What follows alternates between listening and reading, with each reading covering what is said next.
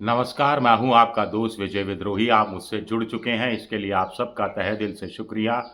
अगले 8-10 मिनट में आपसे जुड़े रहने की कोशिश करूँगा। विजय फैक्टर में आज बात करेंगे बिहार फैक्टर की। आपको ध्यान होगा एक वक्त बिहार में नारा लगता था, बिहार में बहार है, फिर से नीतीश कुमार है। अब नारा लग रहा है बिहार में बाबा है, बाबा ही बाबा है। बिहार में बाबाओं की बहार है, बाबाओं की बयार है। तो क्या ये बाबाओं के सहारे बीजेपी चुनाव जीतना चाहती है?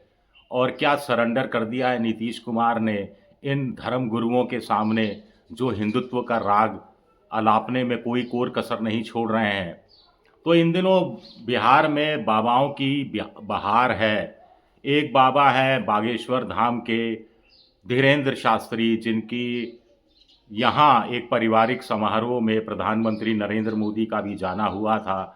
10 करोड़ रुपए का कोई कैंसर अस्पताल बना रहे हैं और मन की बात जानी थी नरेंद्र मोदी ने।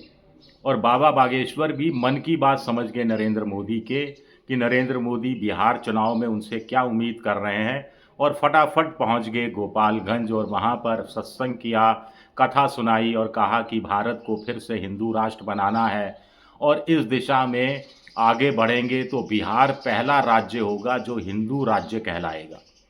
अब उन्हें पता था कि उनकी कुछ आलोचना हो सकती है, तो कह दिया कि हम तो सिर्फ हिंदू राष्ट्र की बात कर रहे हैं, हम किसी पार्टी विशेष के लिए वोट मांगने की बात नहीं कर रहे। लेकिन हर कोई जानता है कि हिंदू राष्ट्र का नारा किसका है, सपना किसका है, किस संगठन का है, किस पार्टी का है, किस धड़े का है। दूसरे हैं श्री श्री रविशंकर। वो भी 5 दिन के बिहार यात्रा पर है। महासत्संग किया उन्होंने पटना में और वहाँ पर बिहार सरकार के कामकाज की तारीफ की। जैसे वो गारंटी देने गए थे कि ये बिहार में उनकी नज़र में कामकाज अच्छा हुआ है, लिहाजा उनके भक्तों तक ये संकेत है कि यही सरकार कंटिन्यू करनी चाहिए। मुख्य पूर्व डिप्टी चीफ मिनिस्टर सम्राट चौधरी भी उनके यहाँ पहुँचते हैं और फिर कह और तारीफ करते हैं किस ढंग से बिहार आगे बढ़ रहा है।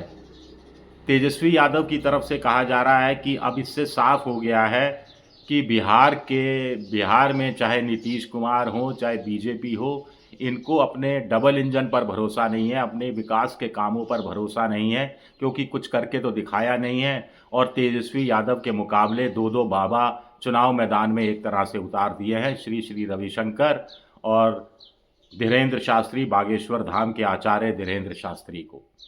अब आप कहेंगे कि नीतीश कुमार तो इन चीज़ों को पसंद नहीं करते, लेकिन मजबूरी है। इससे पहले जो गिरिराज सिंह केंद्र सरकार में मंत्री हैं, उन्होंने भी एक यात्रा निकाली थी जिसमें बिल्कुल सांप्रदायिक तनाव जैसी खबरें उन्होंने प्रसारित की थी। इस तरह के बयान दिए थे जो कि सांप्रदायिक सद्भाव के माहौल को बिगाड़ने के लिए काफ़ी थे। नीतीश कुमार लेकिन लबों पर चुप्पी साधे बैठे रहे। अब जनता दल का कोई नेता इन बाबाओं की आलोचना नहीं कर रहा है। जो वो हिंदू राष्ट्र या दूसरी बातें कर रहे हैं, उनकी निंदा नहीं कर रहा है, उस पर रिएक्ट नहीं कर रहा है।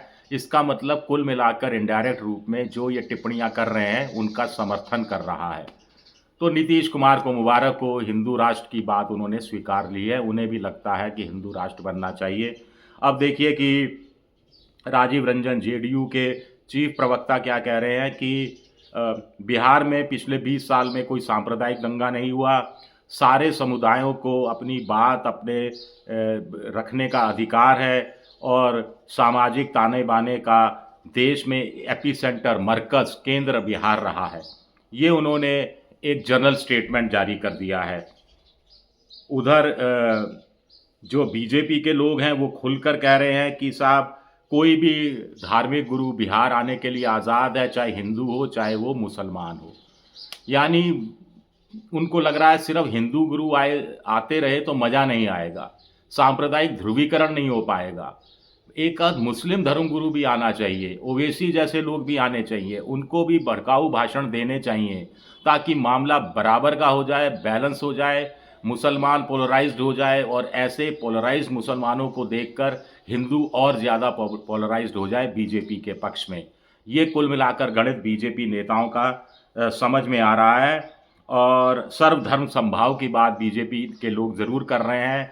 और महाकुंभ में कथित रूप से जो 66 करोड़ लोग डुबकी लगाने गए उसको सनातन की विचारधारा से जोड़कर देख रहे हैं और कह रहे हैं कि इससे पता लगता है सनातन की जड़ें कितनी गहरी हैं और बिहार में कहां तक पहुंची हुई है।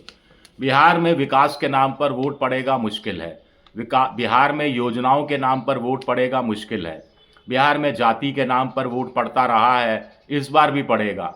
एक बार मेरा बिहार जाना हुआ था तो आरा रेलवे स्टेशन के बाहर एक नौजवान से मुलाकात हुई।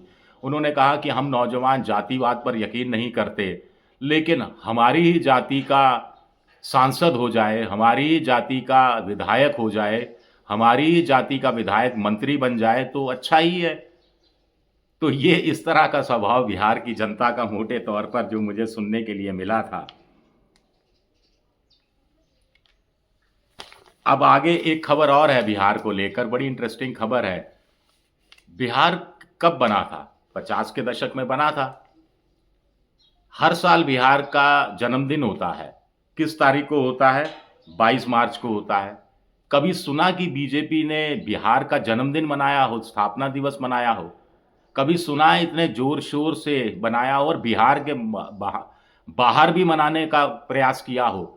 इस बार ऐसा होने जा रहा है क्योंकि बिहार में बाबाओं की बहार है और इसी के साथ साथ बिहार में चूंकि चुनाव की बयार है, तो 22 मार्च से 30 मार्च तक पूरे हिंदुस्तान में बिहार महोत्सव मनाया जाएगा। बीजेपी के तमाम बड़े नेता अमित शाह, जेपी नड्डा, दूसरे लोग शामिल होंगे। जगह जगह आयोजन किए जाएंगे, लिट्टी चोखा खिलाया जाएगा, बिहार का लोक संगीत, बिहार की परंपराएं, बिहार की संस्कृति, रस्में, ये सब बताई जाएंगी। और ये बहुत बड़ा विशाल एक फंक्शन मनाने की तैयारी बीजेपी कर रही है। और बीजेपी कह रही है कि बड़ा इंटरेस्टिंग है, आप बिहार का महोत्सव मनाइए लेकिन बिहार के बाहर के लोगों को जोड़िए ना, जो गैर बिहारी को भी जोड़िए ना। अब बिहार के लोग को लिट्टी चोखा क्या खिलाएंगे या नाच गान क्या दिखाएंगे? वो तो जानता है, वो तो देखता रहा है, खाता रहा है। लेकिन बिहार के बाहर के लोगों को, दूसरे राज्य के लोगों को ऐसे फंक्शन में बुलाएंगे तो वोट तो नहीं मिलेगा ना, वोट तो बिहारी देगा।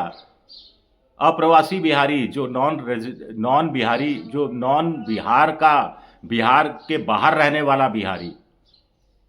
तो ऐसे देश भर में अलग अलग देश के राज्यों की राजधानियों में या अन्य शहरों में ऐसा बिहार महोत्सव मनाया जाएगा और हर महोत्सव में कोशिश की जाएगी कि कम से कम 1000 लोग तो ऐसे हों जो बिहार ओरिजिन के हों, बिहार ओरिजिन के हों, ऐसे लोग हों। ये व्यवस्था बीजेपी करेगी ताकि आगे जाकर उनको फिर वोट देने के लिए भी उकसाया जा सके कि चलिए बिहार चलिए, पटना चलिए, गोपालगंज चलिए, अररिया चलिए, कटिहार चलिए और अपना वोट देकर आइए।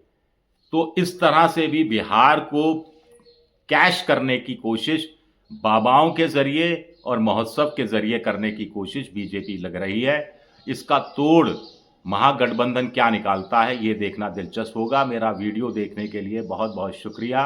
पसंद आए तो लाइक कीजिए, सब्सक्राइब कीजिए, शेयर ज़रूर कीजिएगा। शुक्रिया, बहुत बहुत शुक्रिया।